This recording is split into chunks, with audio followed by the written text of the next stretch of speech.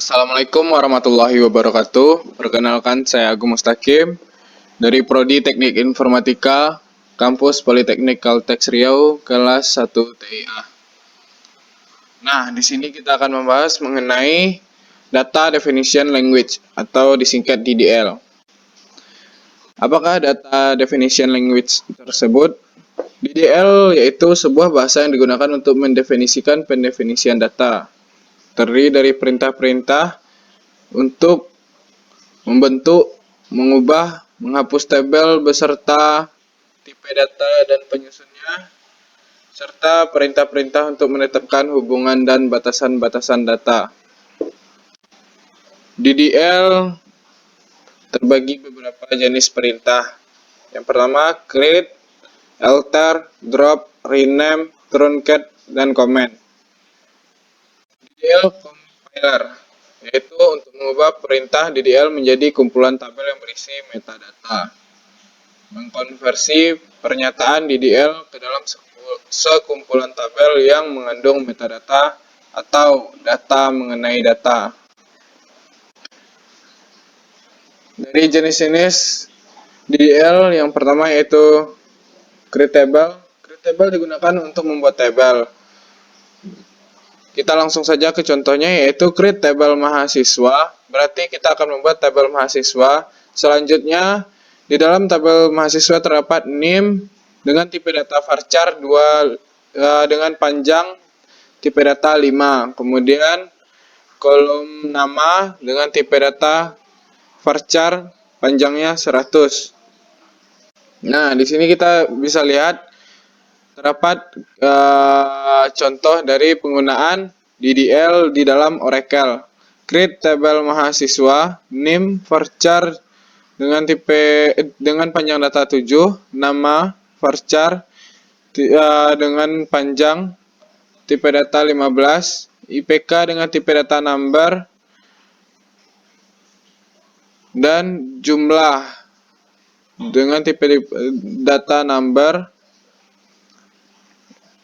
Selanjutnya, DDL create user digunakan untuk membuat user. Sintak umumnya bisa didefinisikan sebagai berikut. Create user, username identified by password. Contohnya, create user saya,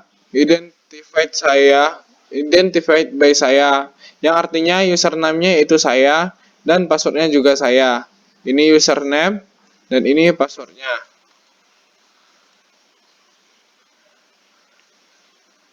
Selanjutnya, create view atau tabel bayangan, tidak menyimpan data secara fisik, biasanya berupa hasil query. Create view sendiri gunanya untuk menampilkan dari record data. Contoh pembuatannya yaitu create view pegawai wanita alias select from pegawai where jenis P. Nah, tampilkan pegawai wanita dari tabel pegawai. Pegawai di sini sebagai tabel, di mana di kolom jenis yang tipenya P, yaitu perempuan. Selanjutnya DDL create trigger. Sebuah objek dalam database yang berupa prosedur yang merespon setiap kali terdapat proses modifikasi pada tabel. Proses modifikasi berupa insert, update, dan delete. Sintak pembuat trigger yaitu create trigger, nama trigger, on table, name table, for, delete, atau insert, atau update. AS, perintah SQL. Selanjutnya itu alter table. Alter table berfungsi untuk menambah kolom baru. Kita langsung saja ke contohnya, yaitu alter table barang, add merek varchar 50. Alter tabel barang berarti tambahkan kolom baru di tabel barang. Kolomnya yaitu bernama merek dengan tipe data varchar dan panjang tipe datanya 50. Add digunakan untuk menambahkan field atau kolom, sedangkan modify sendiri untuk mengganti atau mengedit field. Untuk mengedit nama field bisa kita lihat di sini. Contohnya alter tabel mahasiswa, add alamat varchar 20. Atau dengan cara lain yaitu langsung ke contohnya alter tabel customer. Berarti tabel customer dirubah namanya menjadi customer ID. Alter tabel customer di rename atau diganti nama kolomnya menjadi customer ID. Maksudnya pada tabel customer diganti nama kolom customer ID menjadi cus ID. Nah, ini nama sebelumnya dan ini nama sesudahnya. Selanjutnya alter table drop column, menghapus kolom. Drop column digunakan untuk menghapus kolom yang tidak diperlukan lagi pada tabel. Contohnya yaitu alter tabel mahasiswa drop kolom alamat. Pada tabel mahasiswa kita akan menghapus kolom alamat. Alter tabel modify kolom, memodifikasi kolom yang sudah ada. Kita dapat memodifikasi kolom dengan mengubah tipe datanya, ukuran, dan nilai defaultnya. Sintak dari perintah alter table untuk memodifikasi kolom sebagai berikut. Alter table modify, kolom, tipe data, default ekspresi, kolom, tipe data. Contoh, alter table mahasiswa modify jumlah number 5. Kita akan mengedit tabel mahasiswa pada kolom jumlah dengan panjang tipe data 5, tipe datanya yaitu number. Selanjutnya alter user. Dapat mengganti pengaturan dari user tersebut.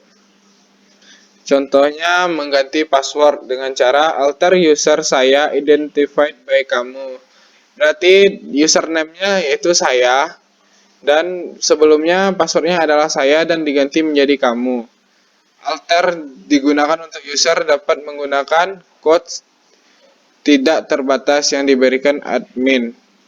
Alter user any, kuota unlimited on user. Selanjutnya drop table digunakan untuk melakukan penghapusan tabel. Saat kita melakukan penghapusan tabel, semua datanya akan terhapus. Dan semua bagian dari rangkaian data juga akan terhapus. Contohnya yaitu penggunaannya drop table mahasiswa. Drop table yaitu menghapus tabel pada tabel mahasiswa maksudnya. Selanjutnya rename. Digunakan untuk mengubah nama dari suatu objek, table, view, sequence, atau sinonim. Contoh rename mahasiswa to mahasiswa. Rename mahasiswa di sini kan disingkat menjadi MHS. To mahasiswa yang kalimatnya yang lebih panjang, yang tidak berupa singkatan. Nah, selanjutnya truncat. Truncat sendiri digunakan untuk mengosongkan isi dari sebuah tabel. Nah, setelah digunakan truncat, maka tidak bisa rollback ataupun flashback untuk mengembalikan isi dari tabel tersebut. Cara penggunaannya yaitu truncat table employees demo. Berarti truncat tabel dari tabel employees demo. Selanjutnya comment. Comment yaitu untuk menambahkan komentar pada sebuah tabel.